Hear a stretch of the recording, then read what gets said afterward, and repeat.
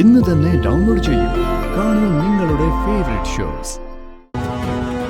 എത്ര സന്തോഷത്തോടു കൂടിയാ ഞാൻ നവീനെ കാത്തിരുന്നത്. എന്നിട്ട് എന്റെ അടുത്ത് വന്നിരുന്ന് പറയുന്ന കഥ കേട്ടില്ലേ? മറ്റുള്ളവരുടെ സംശയം ഇവിടെ നിൽക്കട്ടെ. നവീൻ എന്നെ സംശയമുണ്ടോ? എന്നെ പോലെ വേറൊരാളുണ്ട്. ഞാൻ നവീനെ കബളിപ്പിക്കാൻ തോന്നുന്നുണ്ടോ? എടോ, ഒരു തമാശ ഉണ്ടായി, അത് ഞാൻ പറഞ്ഞതല്ലേ ഉള്ളൂ. എന്ത് പറയുന്നതിനും ഒരു നേരവും കാലമുണ്ട്. എന്നെ ഹേർട്ട് ചെയ്തുകൊണ്ടല്ല നവീൻ തമാശ പറയേണ്ടത്. ഗാഥ, ഇത്തരം തമാശകളൊക്കെ താൻ ഉൾക്കൊള്ളാറുള്ളല്ലേ? നവീൻ ഇപ്പൊ ചോദ്യം ചെയ്തത് എന്റെ ഐഡന്റിറ്റിയാ. അതെങ്ങനെ എനിക്ക് തമാശയായിട്ട് ഉൾക്കൊള്ളാൻ കഴിയുന്നത്? ആരെങ്കിലുമൊക്കെ എന്തെങ്കിലുമൊക്കെ പറയുന്നത് കേട്ട് ഉള്ളിന്റെ ഉള്ളില് എന്തൊക്കെയോ കൂട്ടി വെച്ചിട്ടുണ്ട്. അതെടുത്ത് പുറത്തിടാൻ വേണ്ടിയാ ഇപ്പൊ എന്റെ മുന്നില് ഈ കഥ അവതരിപ്പിക്കുന്നത്. എന്റെ പുറകെ വരാൻ നിൽക്കണ്ട. എന്റെ മൂടെല്ലാം സ്പോയിലായി. എനിക്കിപ്പോ തലവേദന എടുത്തു തുടങ്ങി. ഇത് നമുക്ക് ഒന്നിച്ച് നമ്മുടെ ബെഡ്റൂമിൽ കഴിയാന്ന് ഞാൻ വിചാരിച്ചത്. അതിനൊരു മനസ്സുണ്ടാവണ്ടേ? ആ മനസ്സിനൊരു സന്തോഷം ഉണ്ടാവണ്ടേ? അതില്ലെന്നാ ഞാൻ പറഞ്ഞത്. എനിക്കിനി ഒന്നും സംസാരിക്കാനില്ല നവീൻ.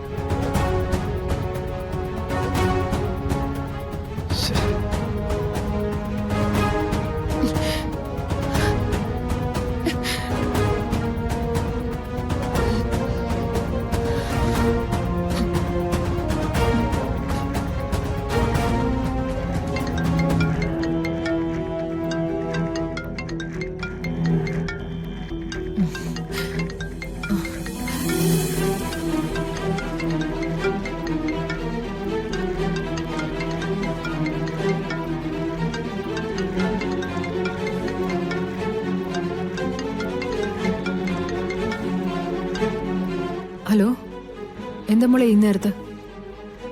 മമ്മി ഉറങ്ങായിരുന്നോ? അതെ. ഹാ, മമ്മിക്ക് ഉറങ്ങാലോ.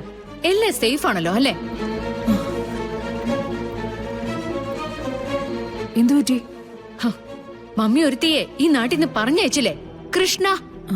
അവള് പക്ഷേ വെറുതെ അങ്ങ് പോയില്ല. പോകുന്നതിന് മുൻപ് അവള് നവീന്റെ മുന്നിൽ ചെന്ന് ചാടി.